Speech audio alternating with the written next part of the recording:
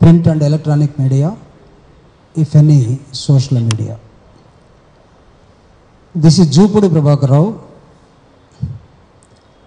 YSR Congress Party, Andhra Pradesh, SC Cell President, and ex-MLC and former advisor to the AP government. ఆంధ్రప్రదేశ్లో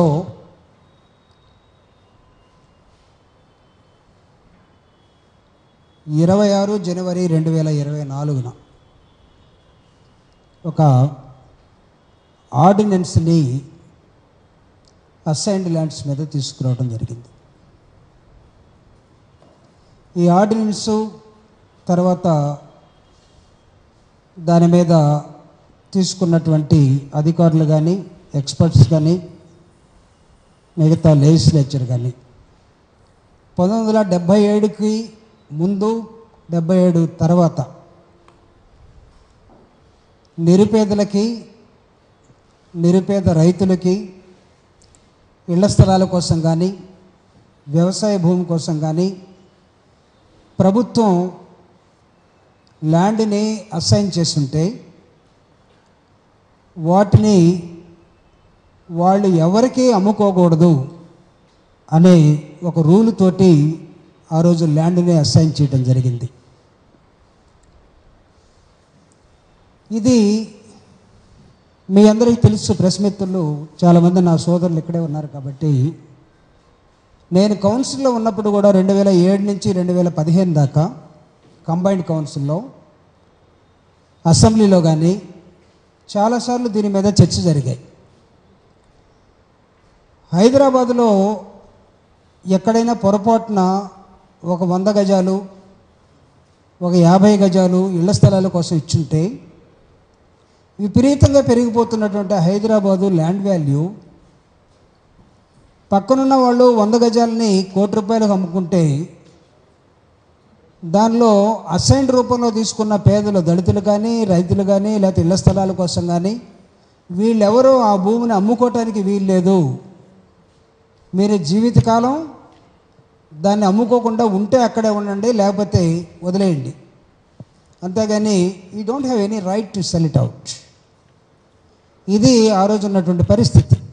దీని మీద నాకు తెలిసి గతంలో రాజశేఖర రెడ్డి గారు కానీ అంతకుముందున్న ముఖ్యమంత్రులు కానీ చంద్రబాబు నాయుడు గారు కానీ చర్చలు జరిగాయి.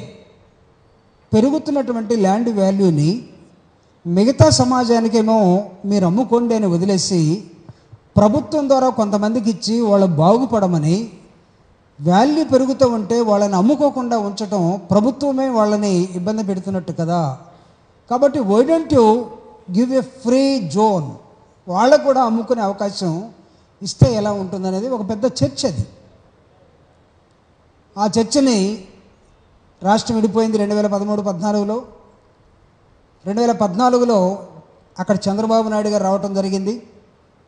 మీ అందరికీ నేను only record purpose I'm telling you how the political parties will behave time to time. ఒక టైం నుంచి ఇంకో టైంకి పొలిటికల్ పార్టీస్ ఎలా బిహేవ్ చేస్తూ ఉంటాయి, ఎంత దౌర్భాగ్యం అని చెప్పడం కోసం నేను చేస్తున్నాను. ఇది నేను మీకు ముందుగా చెప్పినట్టుగా గతంలో జరిగినటువంటి అనేకమైన డిస్కషన్స్ని చంద్రబాబు నాయుడు గారు 2019కి ముందు 18-17 ఆ ప్రాంతంలో చాలా ఈ ల్యాండ్ మీద చాలా సీరియస్ చర్చ జరిపి ఆయనే వీలైతే ఈ ఇచ్చినటువంటి ఈ అసైన్డ్ ల్యాండ్స్ ఏవైతే ఉన్నాయో ఆ రైతులకి ఆ పేదలకి ఇళ్ల పట్టాలకి మొత్తాన్ని కూడా మనం విముక్తి కలిగించాల్సిన అవసరం ఉంది అని తనే ఒక నిర్ణయం తీసుకోవడానికి సిద్ధపడ్డాడు. కానీ సబ్సిక్వెంట్గా ఎన్నికలు వచ్చాయి, ఆ ప్రభుత్వం దిగిపోయింది. వైఎస్ఆర్ కాంగ్రెస్ పార్టీ జగన్మోహన్ రెడ్డి గారు అధికారంలోకి రావడం జరిగింది.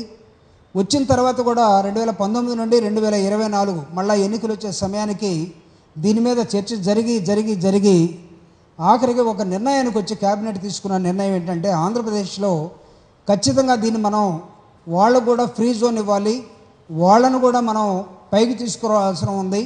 అయితే ఈ అసైన్డ్ ల్యాండ్స్ ఎవరికన్నా నోటరీ ద్వారా కానీ ఎవరికైనా చేతులు మారుంటే వాళ్ళ పేర్లకి ఎవరికి ఇచ్చేది ఉండదు. ఒరిజినల్ అసైనీ ఎవడున్నాడో 20 ఏళ్ల క్రితం కానీ 15 ఏళ్ల క్రితం కానీ 30 ఏళ్ల క్రితం కానీ ఒరిజినల్ అసైనీ ఎవరైనా ఉంటే వాళ్ళ పేరు మీద మాత్రమే అది రిజిస్టర్ చేసి వాళ్ళకు మాత్రమే దాన్ని అమ్ముకునే ఒక అవకాశాన్ని వైఎస్ఆర్ కాంగ్రెస్ పార్టీ తీసుకురావడం జరిగింది. దీనికోసం ఒక కమిటీ వేశారు, పక్క రాష్ట్రాల్లో ఎలా ఉందని. ఆ కమిటీ ధర్మాన ప్రసాద్ గారి నాయకత్వంలో ఆ కమిటీ మొత్తం ఒరిస్సా, తమిళనాడు, కర్ణాటక ఇవన్నీ తిరిగింది, ఈవెన్ తెలంగాణ ఆల్సో. వాళ్ళు చెప్పింది ఏంటంటే ఈ డిస్కషన్ తెలంగాణలో ఉన్నది, ఒక 15 సంవత్సరాల తర్వాత తెలంగాణలో ఇలాంటివి ఉంటే అమ్ముకోవచ్చు, కర్ణాటకలో 15 నుంచి 20 సంవత్సరాలు ఉంటే అమ్ముకోవచ్చు, ఒరిస్సాలో 15 నుంచి 20 సంవత్సరాలు ఉంటే ఒరిజినల్ అసైనే అమ్ముకోవచ్చని వాళ్ళు రాటిఫికేషన్ చేసుకున్నారు. అట్లనే అదే మోడల్లో ఆంధ్రప్రదేశ్లో కూడా ఒక ఆర్డినెన్స్ తీసుకొచ్చి 24 జనవరి 2024 సంవత్సరంలో ఒక ఆర్డినెన్స్ ద్వారా జగన్మోహన్ రెడ్డి గారు దీన్ని తీసుకురావడం జరిగింది. This is the essence of ordinance. అయితే 24 ఎన్నికల్లో ప్రభుత్వం మారింది. ప్రభుత్వం మారిన తర్వాత జగన్మోహన్ రెడ్డి గారు ఇచ్చినటువంటి జీవో ఏదైతే ఉందో అది చాలా స్ట్రిక్ట్గా, ఎవరైనా మధ్యలో అసైనీస్ దగ్గర నుంచి తీసుకున్న వాళ్ళు ఎవరి నుండి మేము 10 సంవత్సరాల క్రితం కొన్నాం అని జగన్ గారి మీద ప్రెజర్ చేసినా సరే నథింగ్ డూయింగ్, మీడియేటర్స్ కానీ ఎవరికి అవకాశం ఇవ్వడానికి వీలేదని చెప్పి ఒక స్ట్రిక్ట్ ఫార్మేట్లో తీసుకొచ్చి దీన్ని చేశారు. అయితే ఈరోజు ఉన్నటువంటి ప్రభుత్వం, my appeal to you through you to the people of Andhra Pradesh or maybe other states, Telangana కానీ లేకపోతే కర్ణాటక కానీ, ఇఫ్ ఎనీబడి, ఒక రిఫార్మ్ని పేదవాడికి వాడి నోటి దగ్గరికి తీసుకొచ్చే ఒక కార్యక్రమాన్ని తీసుకొస్తున్నప్పుడు ఎక్కడన్నా అక్కడక్కడ కొన్ని తప్పులు జరిగి ఉండవచ్చు. దానికి బాధ్యులు ఎవరైనా ఉంటే వాళ్ళని ఖచ్చితంగా పట్టుకోవాలి. I'm not denying, Jaganmohan Reddy గారు చేశారు కాబట్టి ఎవరైనా తప్పు చేస్తే వాళ్ళని వదిలేసేయండి, చంద్రబాబు నాయుడు గారు శిక్షించాలన్నాడు కాబట్టి వాళ్ళని శిక్షించొద్దు అని చెప్పడానికి నేను ప్రెస్ మీట్ పెట్టలేదు ఇక్కడ. సో మీరు చేయండి, న్యాయబద్ధంగా చేయండి. కానీ నిన్న ఏపీ గవర్నమెంట్ ఒక జీవోని తీసుకొచ్చింది. శ్రీనివాస్, నీ దగ్గర ఆ జీవో నీ దగ్గర ఉన్నట్టు. ఈ జీవో ఏం చెప్తుందంటే, ఈ జీవో ఈ అసైన్డ్ ల్యాండ్ విషయంలో అసలు మొత్తం గందరగోళం జరిగిపోయిందట. కాబట్టి చేసిన రిజిస్ట్రేషన్లు ఏమైనా ఉంటే ఆపేసేయండి, ఫ్యూచర్లో రిజిస్ట్రేషన్ చేయొద్దు. సబ్ రిజిస్ట్రార్కి మొత్తానికి కూడా వైర్లెస్ మెసేజ్ ఇచ్చేశారు, తహసీల్దార్లకు ఇచ్చేశారు.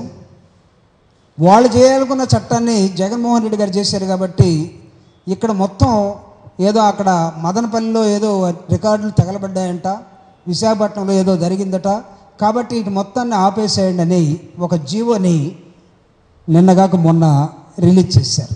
This is on 10th August, ఈరోజు 12th ఆగస్ట్. ఈ జీవో ఇచ్చిన 2 రోజుల తర్వాత నేను మాట్లాడుతున్నాను మీతోటి. కారణం ఏంటంటే, ఎన్నికల సమయంలో మేనిఫెస్టోలో తెలుగుదేశం పార్టీ ఆకాశంలో అమ్మ మనకు అన్నం పెట్టేటప్పుడు పిల్లవాడు అన్నం తినకపోతే చందమామ చూపించేది. ఎన్నికల సమయంలో మనకు చందమామను కిందకు తీసుకొస్తామని చెప్పాడు. చంద్రయాన్ మీద పోయిన వాళ్ళు ఏమయ్యారో తెలియదు కానీ ఆయన మాత్రం అన్నీ తీసుకొస్తానన్నాడు.